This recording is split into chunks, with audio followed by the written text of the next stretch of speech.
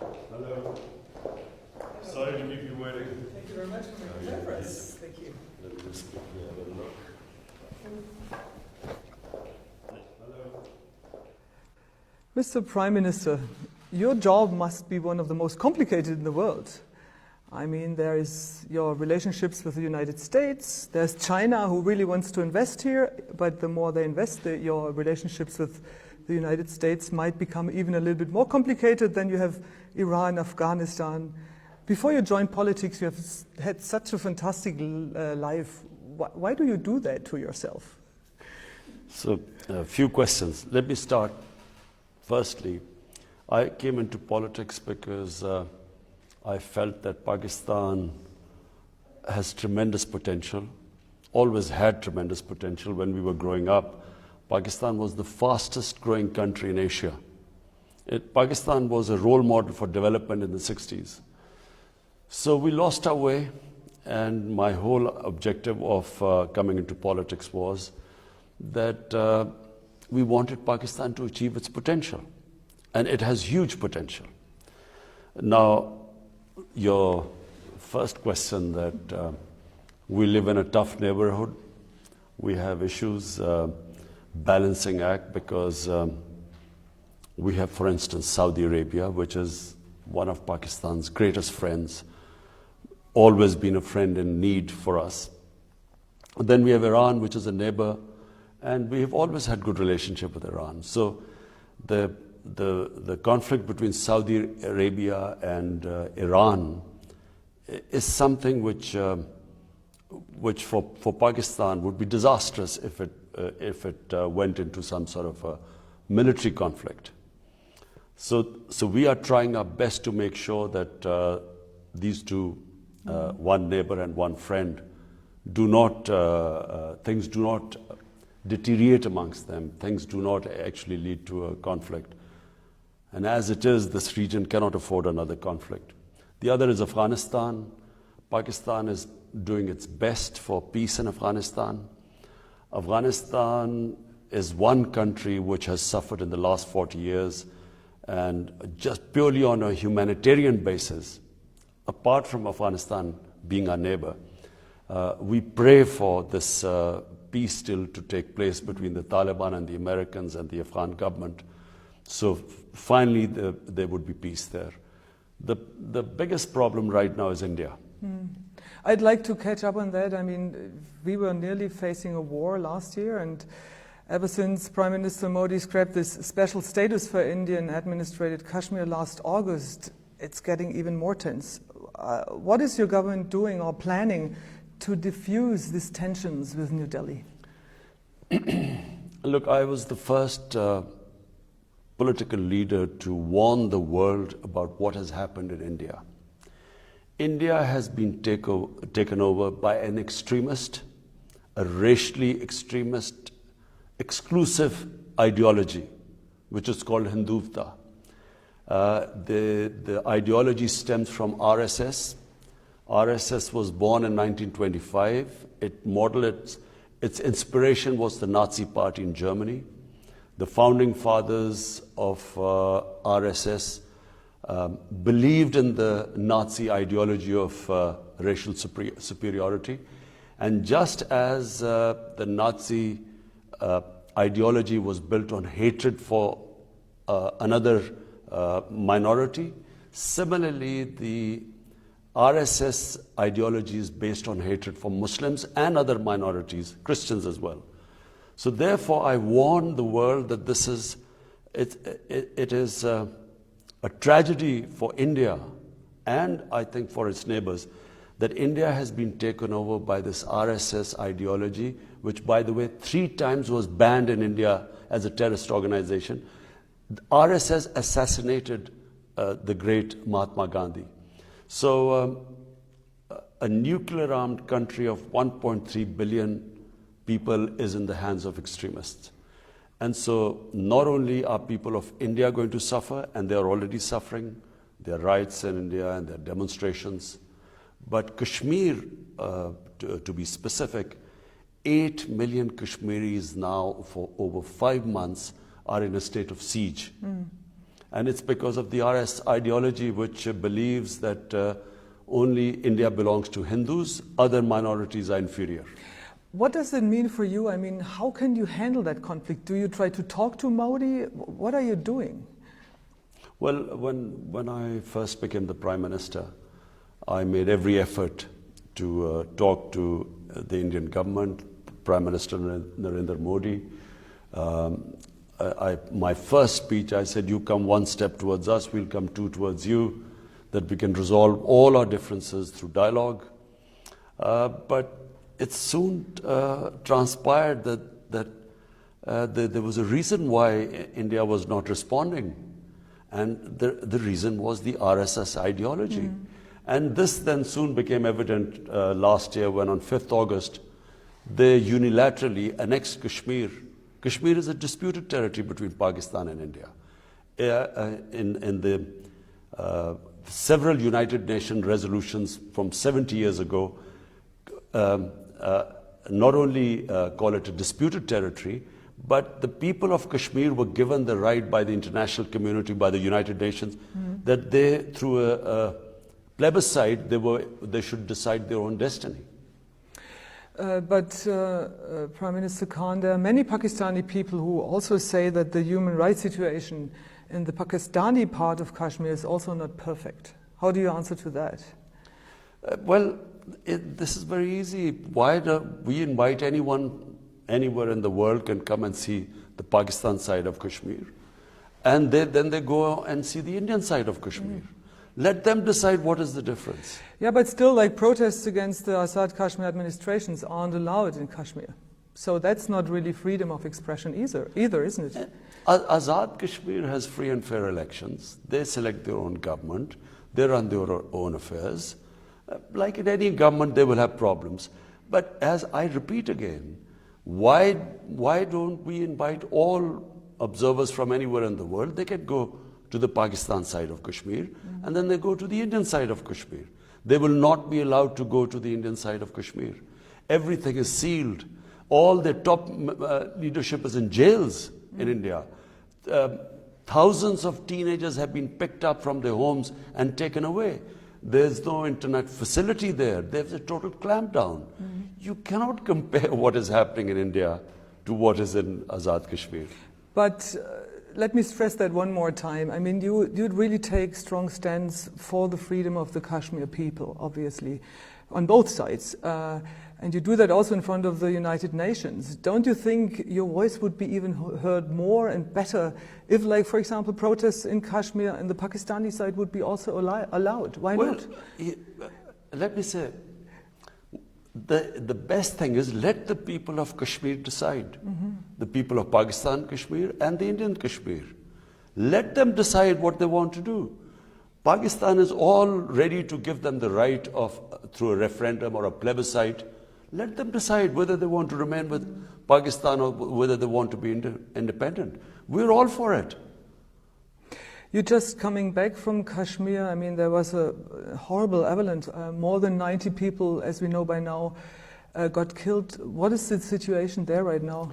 It's climate change. That's all I can say. Very strange thing this has happened. This sort of weather in Kashmir was unexpected, and in that particular area where most of the people went into these two houses thinking that they were safe, and the avalanche, when it came, it just took those two houses. So that's where the tragedy was. But unfortunately, this is climate change now. Do you consider like some cross-border aid with India in this specific field to help people the most and the best? There was already cooperation because on the borderline, the Pakistan side, the army was already cooperating with the Indian side because I think there were some losses on the other side too. But that's a good sign. So it's possible in really a tricky situation that both sides work together. Of course, in any humanitarian issues, we would work together. But the issue right now in the Indian side of Kashmir is not just a issue of humanitarian. It's a huge humanitarian crisis. over 100,000 people of Kashmir, the Indian side Kashmir, have been killed in the last 30 years. And not just that, I mean the clampdown and since 5th August, this is the whole world should realize, for 5 months the people of Kashmir have been put under siege. The schools are closed, they can't lead a normal life, communications are cut off. As I said, their senior leadership is all in jail. So therefore, I really hope that the world would take notice of this. Pakistan cannot have normal relationship if this disputed territory, dispute between Pakistan and India, recognized by the United Nations, if they have unilaterally annexed that area, how can Pakistan start talking to them right now? Do you think the world is paying too little attention? I'm afraid, and sadly, yes. Consider the sort of just the media coverage of Hong Kong, demonstrations. I mean, Hong Kong, 2 or 3 people, I don't think more than that have died. In Kashmir, the tragedy of Kashmir, what is happening, you can't compare the two. And why is that? Why is that? Why do you think the world is paying so much more attention to the Hong Kong protests regarding the situation in Kashmir? Well, I think that the Western countries, unfortunately, number one is the primary consideration are the markets. It's commercial interest. India is a big market. So that's one reason why we see a very lukewarm response to what is going on and what is happening to 8 million people, let alone what is happening inside India to the minorities, what this RSS-driven ideology is doing with this Citizen Registration Act and this Citizenship Act, which is blatantly against the minorities, specifically 200 million Muslims. I mean, this is unheard of what they're doing right now in India. But specifically on Kashmir, the silence of the world is number one because of commercial interests, India being a big market, and number two, I think, in the strategic Western mind, India is supposed to be a counterbalance to China. And therefore, you see a completely different approach to what is all this. And I'm afraid this is going to pose a threat not just to Pakistan and the neighboring countries or to the Indian minorities, but eventually this will be a threat to world peace. Because remember, if this goes wrong, in other words, this rhetoric of the Indian army chief saying that they put claim on Pakistan side of Kashmir too, and is saying something like if there was a parliament resolution, then the Indian army was ready to move to the Pakistan side of Kashmir. Then what would happen?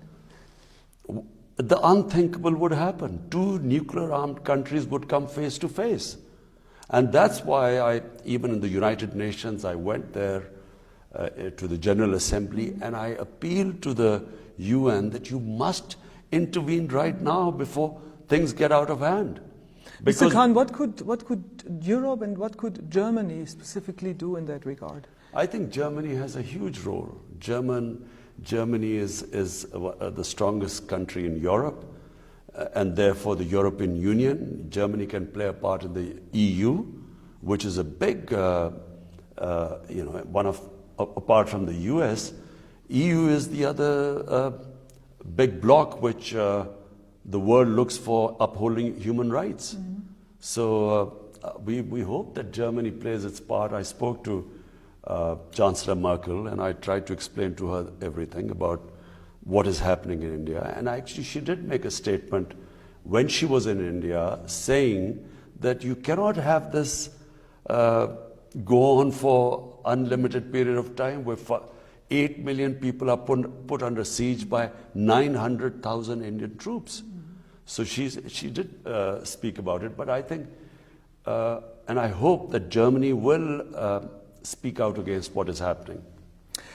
Mr. Prime Minister, you talked about minorities. Your government's Khartoum corridor is along Indian Sikhs to visit a really important place of pilgrimage here in Pakistan, and you got a lot of applause for that. Do you think it can help to improve the relationship with India?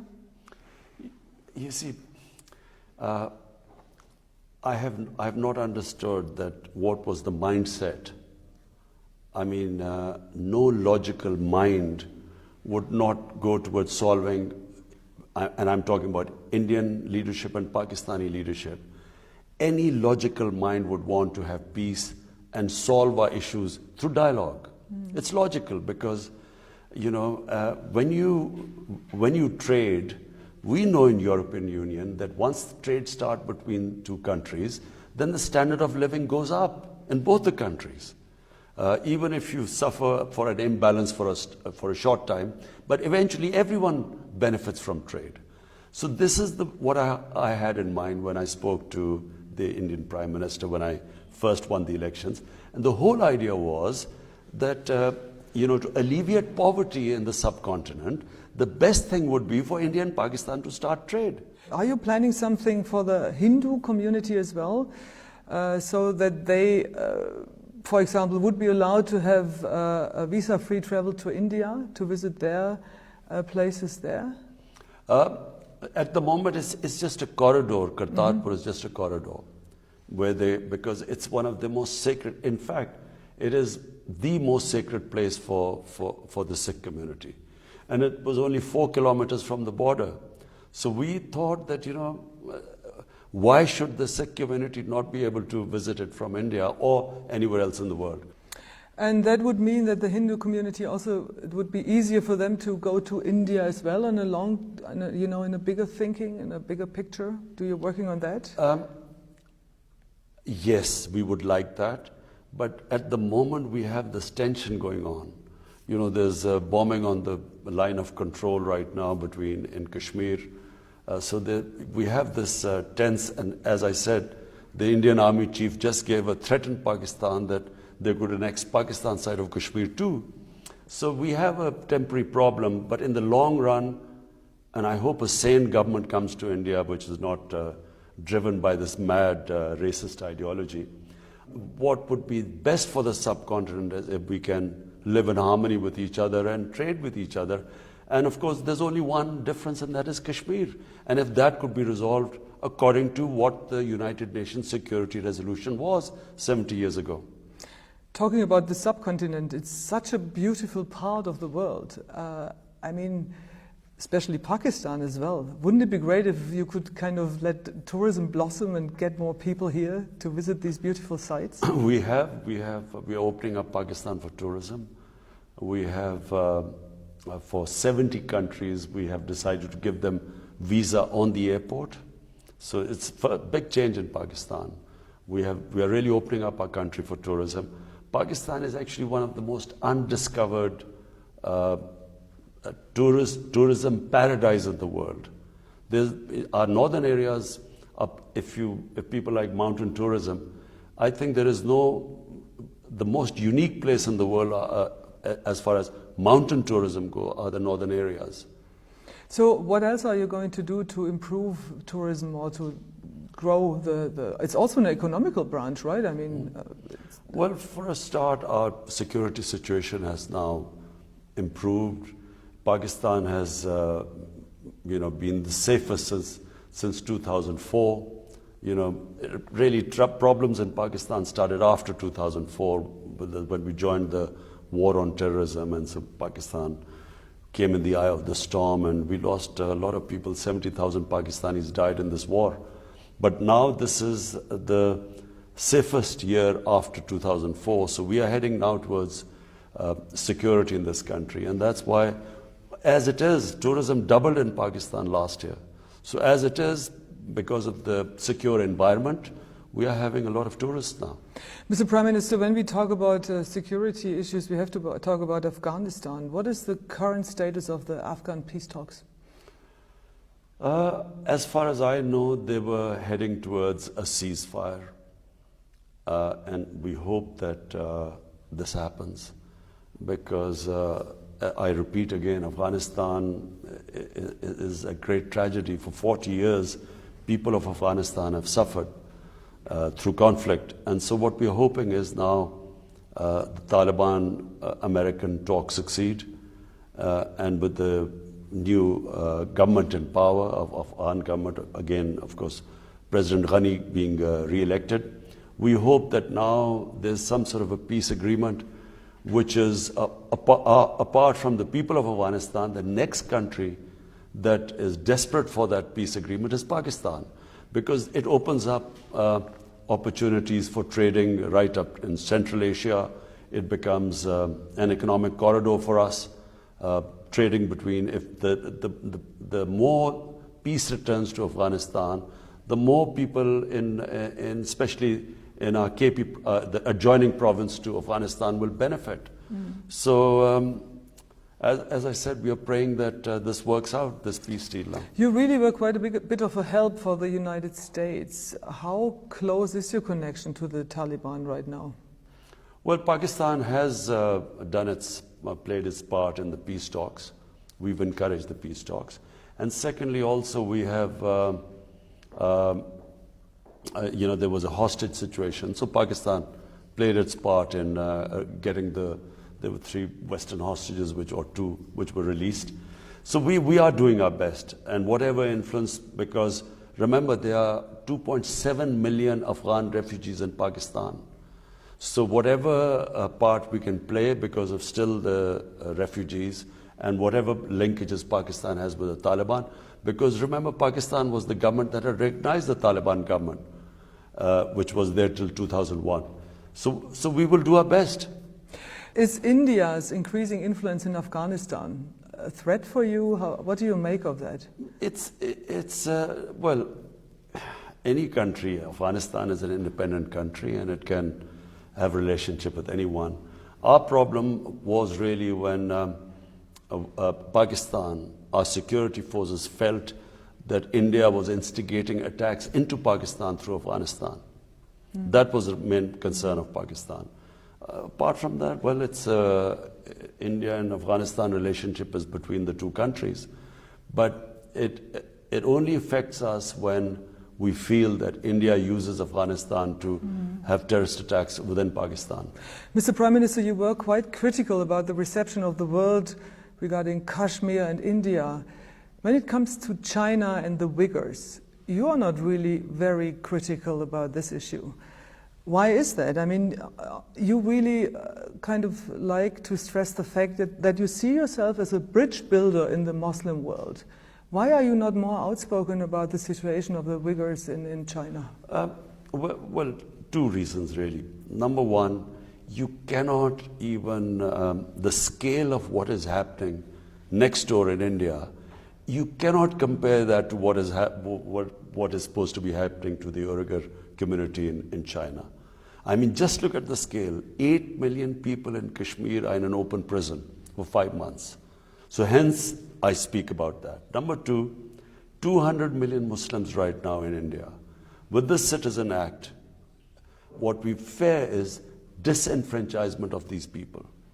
Remember that in 1935, when the Nazis started their pogrom against the Jews, first they had the Registration Act. Similarly, in Myanmar, they first started a Registration Act of Muslims and then started the ethnic cleansing of the Rohingya Muslims.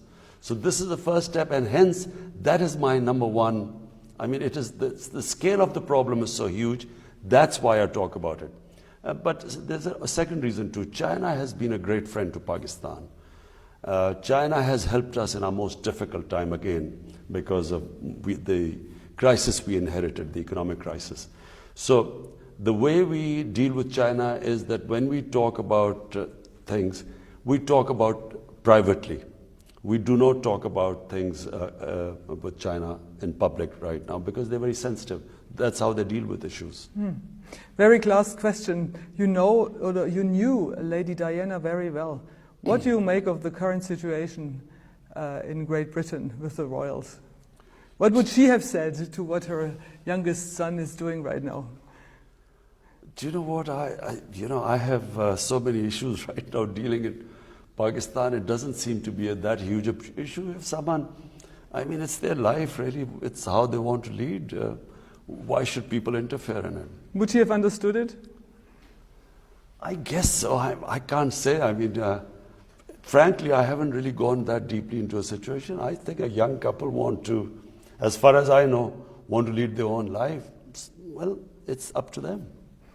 Thank you very much.